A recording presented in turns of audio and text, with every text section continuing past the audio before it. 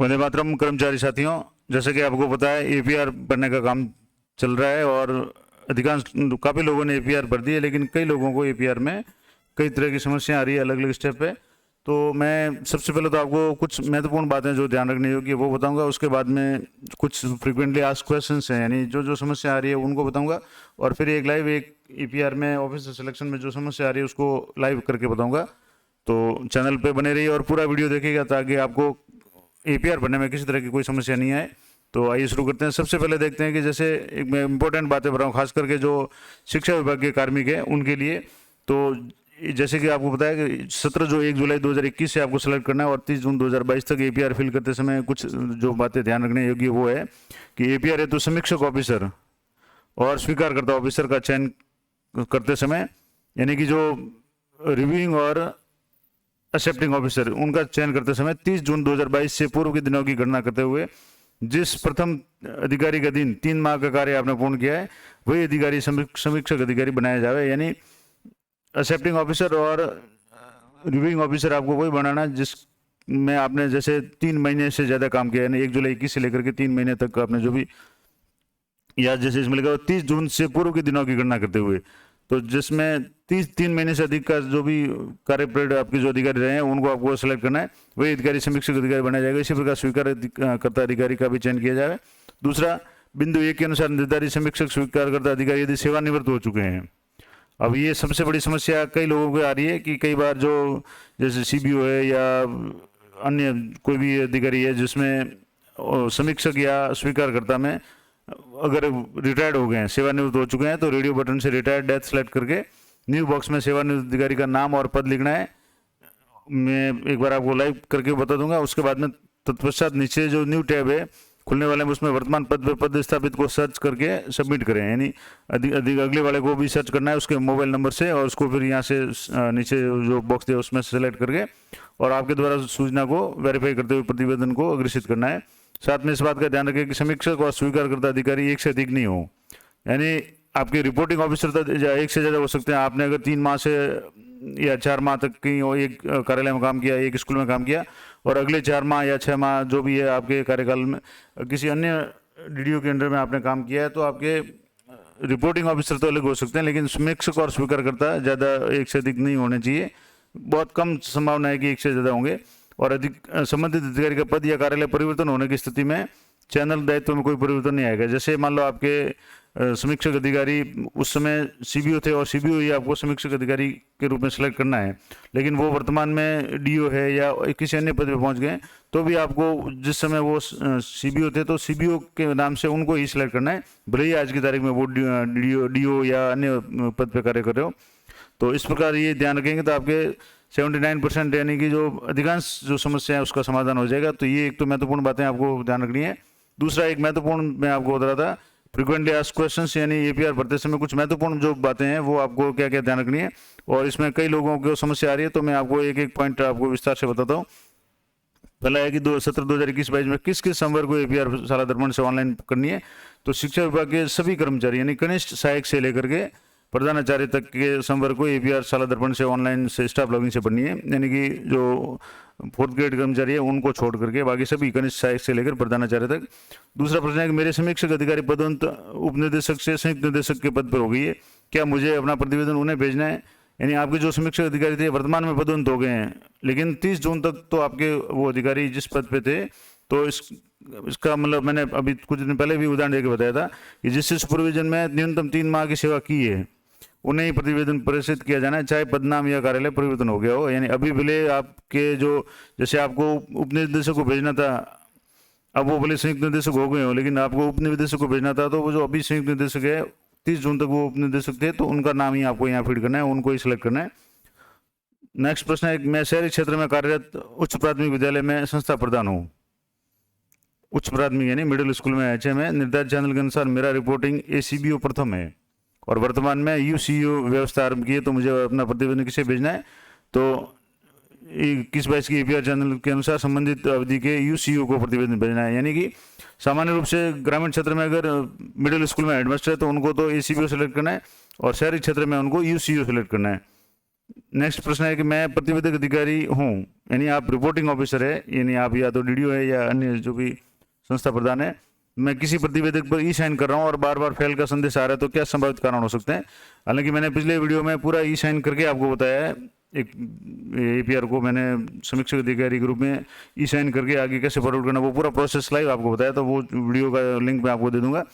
अब आपको यहाँ देखना है कि मान लो कोई प्रतिवेदक अधिकारी वो अगर साइन कर रहे हैं, ई साइन कर रहे हैं, आधार ओटीपी से वेरिफिकेशन होगा, मैंने पहले ही बताया था आपको, और उसमें अगर समस्या आ रही है, बार बार फेल हो रहा है, तो आपके खुद के जो साला दर्पण के प्रपत्र 10 और आधार में अगर नाम समान होना चाहिए, उसमें किसी प्रकार का अंतर है तो ये वेरिफिकेशन नहीं होगा। और फिर अगर अंतर है तो आप समान नाम होने की प्रक्रिया करें, यानी कि अगर आपका साला दर्पण में नाम आपके रिकॉर्ड के अनुसार है तो आपको आधार से अपना नाम अपडेट करवाना है, तभी आपका ये काम हो पाएगा। और मुझे लगता है बहुत कम लोगों की ये समस्या आएगी। कई बार नेटवर्क प्रॉब्लम या ये हो सकता है, तो वो थोड़ा सा समय में या जब भी नेटवर्क फ्री हो, या जैसे मान लो जैसे शिक्षा विभाग की जितनी भी साइट्स हैं वो सुबह जैसे 7 या 8 बजे से लेकर के 1 बजे तक बहुत बिजी चलती है, क्योंकि स्कूलें खुली रहती है, तो आप कोशिश करें कि उसके बाद के समय में या अर्ली मॉर्निंग में या लेट नाइट में काम करेंगे, तो ये काम आराम से हो जाएगा। मैं अपने प्रतिवेदन पर प्रतिवेदक अधिकारी समीक्षक अधिकारी द्वारा किए गए मूल्यांकन कैसे देख सकता हूँ, यानी मैं कोई रिपोर्टिंग कर रहा हूँ, मैं एपीआर भर रहा हूँ, और तो मेरे रिपोर्टिंग ऑफिसर जो है उन्होंने क्या समीक्षा की है उसको मैं कैसे देख सकता हूँ। तो संबंधित स्वीकारकर्ता अधिकारी द्वारा जब आपका प्रतिवेदन स्वीकार का संस्थापन शाखा एसीआर को प्रेषित किया जाएगा, तो आपके स्टाफ विंडो में एपीआर में टैब में सेव बाई ऑल ऑफिसर्स का संदेश प्रदर्शित होगा, और व्यू ऑप्शन पर क्लिक करेंगे तो आपका मूल्यांकन देख पाएंगे। आप अपना जो भी ये एपीआर उसको ट्रैक भी कर सकते हैं कि कहाँ किस अधिकारी तक ये पहुँच गया है। नेक्स्ट है कि मैंने 2 सितंबर को अपनी एपीआर फाइल सबमिट कर दी थी, यानी अभी जैसे 4 दिन पहले या 10 दिन पहले मैंने एपीआर कर दी थी, और मेरे प्रतिवेदक अधिकारी द्वारा मेरा प्रतिवेदन 30 सितंबर से पूर्व समीक्षक अधिकारी को प्रेषित कर दिया गया, यानी कि रिपोर्टिंग ऑफिसर ने उसको रिव्यूइंग ऑफिसर के पास में भेज दिया है। अब समीक्षक अधिकारी मेरे प्रतिवेदन पर बिना कार्रवाई किए 30 सितंबर को रिटायर्ड हो गए, और जो रिव्यूइंग ऑफिसर थे वो 30 सितंबर को रिटायर्ड हो गए। अब यानी कि अभी तो ये चल रहा है काम, तो क्या मुझे नई एपीआर नई सिरे से भरनी पड़ेगी या आपको चेंज ऑफिसर में नए चेंज करना है, तो ऐसा आपको कुछ नहीं करना है अभी। और वैसे भी ये कार्य जो भी है वो 30 जून तक का है, 30 जून तक जो भी आपके अधिकारी थे उन्हीं को आपको सिलेक्ट करना है। उसमें अगर कोई रिटायर्ड हो गए हैं तो उनके लिए मैंने अलग से प्रोसेस बता दिया, और मैं और लाइव आपको बता दूंगा, पिछले वीडियो में मैंने बताया था। अन्यथा आपके अधिकारी भले किसी सेवा और किसी पद पे गए हो तो उससे कोई फर्क नहीं पड़ेगा, और ये 30 जून तक का ही आपको देखना है। अभी सितंबर में वो सेवानिवृत्त हो या नहीं हो उससे कोई फर्क नहीं पड़ता, और इस बार ऑटो फॉरवर्ड का सिस्टम है कि अगर वो अधिकारी समय पे उसको वेरीफाई नहीं करेंगे तो ऑटो फॉरवर्ड हो जाएगा, तो ये समस्या नहीं आएगी। मेरे रिपोर्टिंग या रिव्यूइंग अधिकारी सेवानिवृत्त हो चुके हैं, मैंने अपने रिपोर्टिंग रिव्यू अधिकारी ग्रुप में किसका चयन करूँ। तो जैसा कि ये परिपत्र 23/11/2020 के निर्देश की पालना करते हुए आप सेवानिवृत्त ऑप्शन चयन करते हुए, जैसे सबसे महत्वपूर्ण बात जो ज़्यादातर लोगों की समस्या आ रही है, मैं आपको इसको थोड़ा सा डिटेल में बता देता हूँ कि उसमें एक सेवानिवृत्ति ऑप्शन सेलेक्ट करना है, यानी रिटायर्ड ऑप्शन सेलेक्ट करना है रेडियो बटन में से, और वहाँ उसमें सेवानिवृत्त अधिकारी का नाम और पद लिखना है बॉक्स में, और उसको सेव करना है। फिर उसके नीचे जो ऑप्शन दिया होगा उसमें आपको जो वर्तमान में अधिकारी है सर्च करके उसको मोबाइल नंबर या आईडी से सर्च करके फिर उसको सिलेक्ट करना है। ये मैं आपको एक बार करके भी बता दूंगा, और मैं जैसे मैंने पिछले वीडियो में मैंने ये पूरा करके बताया था, मैं व्याख्याता पद पर कार्यरत हूँ, और 2020-21 में मैंने 2 विद्यालयों में कार्य किया। इसके कारण मेरे 2 प्रतिवेदक अधिकारी हैं, मुझे कौन सी प्रतिवेदन में परीक्षा परिणाम की पुष्टि की जानी है। तो यानी कि जैसे व्याख्याता पद पे और कार्यकाल 2 जगह अलग अलग कार्यकाल है, तो मॉड्यूल में परीक्षा परिणाम की प्रविष्टि करते समय बोर्ड परीक्षा परिणाम के संबंध में जारी विभागीय निर्देशों की अनुसार प्रविष्टि की जानी है। तो इसका एक तो ये हुआ कि जब आपने बोर्ड का जो भी रिजल्ट वगैरह है वो किस के कार्यकाल में आया है तो आप वहाँ प्रविष्टि कर सकते हैं। और नेक्स्ट है, क्या प्रतिवेदन समीक्षा अवधि में धारित पद और वर्तमान पद में अंतर है, यानी पहले आप जैसे वरिष्ठ अध्यापक थे, आप लेक्चरर हो गए, या थर्ड ग्रेड से आप सेकंड ग्रेड हो गए, तो रिपोर्टिंग रिव्यू ऑफिसर को किस प्रकार चयन करना है, तो ये भी एक थोड़ा महत्वपूर्ण है। तो इसमें एक तो देखें कि इसका प्रयोग निम्न 2 उदाहरण से समझ सकते हैं कि वर्तमान में जैसे संयुक्त निर्देशक पद पर कार्यरत अधिकारी द्वारा प्रतिवेदन के समय सीडीओ पद के अनुसार समीक्षा की है, तो प्रतिवेदन को प्रसिद्ध करते समय सीडीओ पद का चयन करते हुए करें, यानी भले ही वर्तमान में संयुक्त निर्देशक हो लेकिन पहले जो सीडीओ थे तो आपको सीडीओ ही सिलेक्ट करना है। दूसरा जो उदाहरण दिया हुआ है कि व्याख्याता जिसके पास राजकीय उच्च माध्यमिक विद्यालय का आहरण वितरण अधिकारी का दायित्व है, यानी कोई व्याख्याता है और जो जिनके पास डीडीओ पावर है, और संबंधित विद्यालय के पीओ क्षेत्र के कार्मिकों की एपीआर रिव्यूइंग को प्रेषित करते समय धारित पद में अन्य विकल्प का चयन करके पद पीओ के रूप में सेव करते हुए प्रतिवेदन को प्रेषित करेंगे, यानी उनको अपने आप को पीओ के रूप में उसको सेलेक्ट करना है। और फिर उसको जो भी रिपोर्टिंग करके आपको इसको फॉरवर्ड करना है। दूसरा प्रश्न है कि मैं व्याख्याता पद पर कार्यरत हूँ और मेरे पास 17-20-21 APR की अवधि में स्वयं के विद्यालय यानी राहु मावी का आवरण वितरण अधिकार 0 पावर है। मेरे रिपोर्टिंग अधिकारी कौन होंगे? यानी कि जैसे व्याख्याता पद पर कार्यरत है और 0.3 के पावर भी उनके पास में है, तो आप अपना रिपोर्टिंग अधिकारी के रूप में न्यूनतम 3 माह के सुपरविजन में सेवा शर्त की पालना करते हुए मुख्य ब्लॉक शिक्षा अधिकारी को जो उनके अधीन की गई अवधि के अनुसार चयन करें। यानी आपको CBO को चयन करना है, आपके पास अगर 0.3 पावर है तो। नेक्स्ट है कि मेरे विद्यालय में प्रधानाचार्य का पद रिक्त है और प्रधानाचार्य का दायित्व किसी व्याख्याता के पास है, लेकिन उनके पास 0.3 की पावर नहीं है। ऊपर उनके उदाहरण में बताया था कि 0.3 का पावर है, तो आपको CBO को सिलेक्ट करके फिर जो भी प्रिंसिपल के लिए जो भी चैनल है वो आपको फॉलो करना है। अब यहाँ जैसे मेरे विद्यालय में प्रधानाचार्य का रिक्त पद है और व्याख्याता के पास में 0.3 पावर नहीं है, तो विद्यालय के अन्य कार्मिकों के साथ आपके भी रिपोर्टिंग अधिकारी वही होंगे जिनके पास आपके विद्यालय का 0.3 पावर है। आपके पास में 0.3 पावर नहीं है, आप व्याख्याता हैं, लेकिन 0.3 पावर किसी अन्य विद्यालय के कार्मिक के पास में, तो जो भी आपके PO क्षेत्र के अंडर में जो भी होंगे उनके जो वितरण आदान अधिकारी जो है जिनके पास DDO पावर है, उनको ही आपको रिपोर्टिंग अधिकारी सिलेक्ट करना है। नेक्स्ट प्रश्न है कि मैंने 1/2/2021 को द्वितीय श्रेणी से पदोन्नत होकर अन्य स्कूल में व्याख्याता पद पर कार्य ग्रहण किया। आपको ये अवधि देखनी है कि 1/2/2021, तो मेरे रिपोर्टिंग समीक्षक अधिकारी के अलग अलग होंगे। तो जैसे दोनों अवधि में रिपोर्टिंग संबंधित प्रधानाध्यापक राहु मावी प्रधानाचार्य होंगे जिनके अधीन आपने सेवा की है। यानी आप जैसे द्वितीय श्रेणी से व्याख्याता है तो आपके विद्यालय के जो भी प्रधानाचार्य होंगे उनके अधीन आपने सेवा की, तो समीक्षक अधिकारी एक ही होंगे और जो आपके अंतिम पदस्थापन के अनुसार होंगे। यानी कि आपकी जो 30 जून के पीरियड में आपके कौन अधिकारी थे उनको आपको सेलेक्ट करना है और परिपत्र 23/10/2000 के निर्देश अनुसार की पालना करते हुए। नेक्स्ट प्रश्न है कि रामावी या राहु मावी यानी सेकेंडरी स्कूल या सीनियर सेकेंडरी स्कूल में द्वितीय श्रेणी अध्यापक के पास प्रधानाचार्य का चार्ज है। कई बार ऐसा होता है कि विद्यालय में कोई भी लेक्चरर नहीं है, प्रिंसिपल की पोस्ट खाली है, तो सेकंड ग्रेड के किसी वरिष्ठ अध्यापक के पास में अगर चार्ज है तो क्या उन्हें रिपोर्टिंग अधिकारी रूप में चयन कर सकते हैं? तो उन्हें नहीं कर सकते।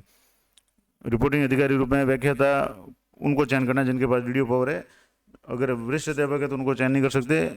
नेक्स्ट है कि मैं दिनांक 1/7/2020 और से 1/10/2020 तक द्वितीय श्रेणी अध्यापक था। ये जो मैं आपको बता रहा हूँ ये तारीखें हैं, इनको आप एक साल आगे बढ़ा करके मान लें क्योंकि ये पिछले साल का है। तो अब इसमें मैंने विभागीय पदोन्नति के उपरांत 2/10/2020 को व्याख्याता पद के रूप में कार्य ग्रहण किया।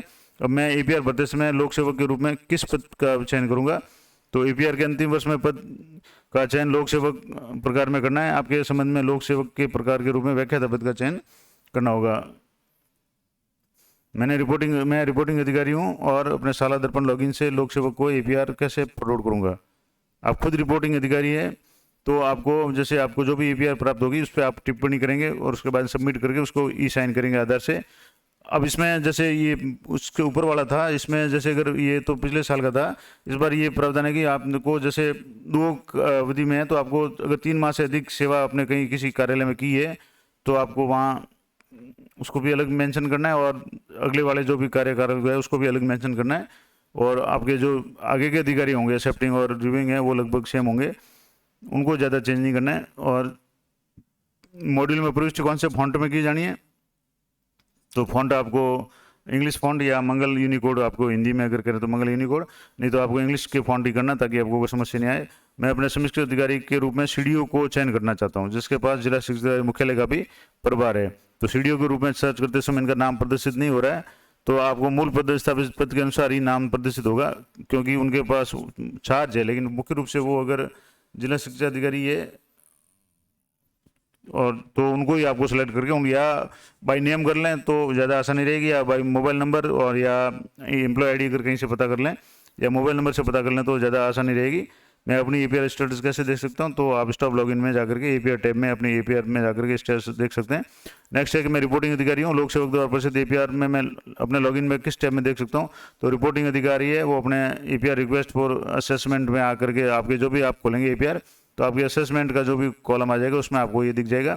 और संस्था प्रधान के रूप में साल के समग्र रिजल्ट का विवरण कैसे कर सकता हूँ? तो आप जो भी रिजल्ट है उसमें सभी के लगभग जो बोर्ड क्लासें हैं 5वीं 8वीं 10वीं और 12वीं का, उनका ही रिजल्ट आपको चयन करना है, उनका ही आपको भरना है। और 12वीं का रिजल्ट संबंध स्ट्रीम भी आप चयन कर सकते हैं कि आर्ट्स है, कॉमर्स है, साइंस है, जो भी आपके विद्यालय में है। और मेरे रिपोर्टिंग और रिव्यूइंग अधिकारी सर्च पर प्रदर्शित नहीं हो रहे, क्या कारण हो सकता है? तो संबंधित अधिकारी का साला दर्पण स्टाफ विंडो में रजिस्ट्रेशन और साला दर्पण पोर्टल पर आधार वेरिफिकेशन होना आवश्यक है। इसके अभाव में उनका नाम प्रदर्शित नहीं होगा। ये समस्या लगभग नहीं आएगी क्योंकि सभी अधिकारियों का साला दर्पण पर नाम वगैरह है। मैंने प्रथम बार राजकीय सेवा में दिनांक 3/9/2021 को कार्य ग्रहण किया था और मैं APR में 1 जुलाई 2021 से 2/9/21 की अवधि में किस प्रकार उल्लेख करूंगा? तो अब जैसे 1 जुलाई से लेकर के 2/9 हो गए, तो जुलाई, अगस्त और सितंबर पूरा नहीं हुआ है।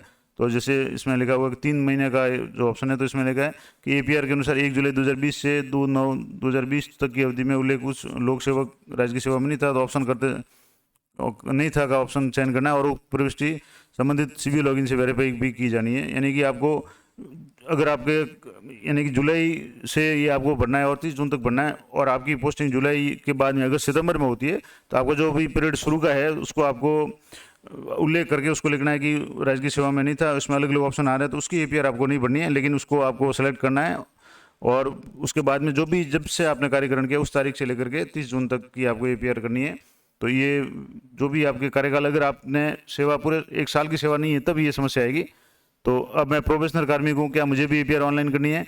तो सहायक कर्मचारी के अतिरिक्त प्रत्येक संवर्ग के, यानी सहायक कर्मचारी जो चतुर्थ श्रेणी कर्मचारी, उनके अलावा जितने भी कर्मचारी है, चाहे कनिष्ठ विपक्षी लेवल के किसी भी तरह के कर्मचारी हो, प्रोफेशनल हो या स्थायी हो, उन सभी को APR भरनी है। तो ये महत्वपूर्ण जो बातें हैं वो मैंने आपको बता दी। इसके अलावा इसमें लिखा हुआ है कि इन निर्देशों को जानने के लिए कार्मिक विभागीय परिपत्र 5/6/2008 और विभागीय परिपत्र 23/11/2020, 20/7/2021 और 16/6/2022 का जो अवलोकन आवश्यक है।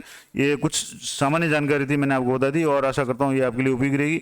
अब आपने, जैसे मैंने कहा था कि मैं आपको कुछ और थोड़ी सी डिटेल में आपको बता दूंगा कि इसमें कोई अगर आप करना चाहें, तो जैसे ये मैं एक आपको बता दूं, उदाहरण के रूप में बता दूं कि जैसे आपके पास में, आप अगर वीडियो पावर आपके पास में है, तो आपके जैसे इस तरह के जो ऑप्शन आएंगे, जिसमें अगर आपके पास रिक्वेस्ट आई है तो यहाँ पेंडिंग रिक्वेस्ट फॉर SS, अगर पेंडिंग तो इसमें शो हो जाएगी, आप रिपोर्टिंग ऑफिसर है तो।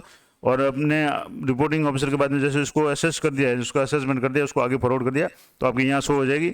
अब आपको खुद की APR बननी है तो यहाँ आपको यहाँ क्लिक करना है, फिर जो एडिट, और ये जैसे अभी आउट हो गया, तो इसको एक बार लॉगिन करके फिर आपको बताता हूँ। वीडियो थोड़ा लंबा होगा, लेकिन आपकी सभी समस्याओं के समाधान के लिए ये थोड़ा ज़रूरी है। तो मैं, वैसे मैंने ये पूरा बताया हुआ है तो इसको शायद बताने की जरूरत नहीं पड़ेगी, फिर भी अगर आपको कोई समस्या हो तो मैं कोशिश करूंगा अगली वीडियो में बताने की। तो मिलते हैं नेक्स्ट वीडियो में, और इस संबंध में अगर आपकी कोई प्रॉब्लम आती है तो आप मुझे कमेंट कर सकते हैं। मैंने पिछले 2 वीडियो इसी टॉपिक पे बनाए हुए हैं, जिसमें मैंने ऑफिसर को कैसे सेलेक्ट करना है, अगर कोई रिटायर्ड या कर्मचारी की डेथ हो गई है, रिटायर्ड अधिकारी है, तो उनके कैसे आपको सेलेक्ट करना है, वो पूरा प्रोसेस मैंने लाइव भी बताया हुआ है। रिपोर्टिंग ऑफिसर द्वारा E-साइन कैसे करना है, वो भी पूरी प्रक्रिया मैंने बता दी। अब कुछ जो सामान्य प्रश्न जो आ रहे थे वो मैंने आपको बता दिए। आशा करता हूँ ये जानकारी आपके लिए उपयोगी रहेगी और मिलते हैं नेक्स्ट वीडियो में। तब तक जय हिंद, जय भारत।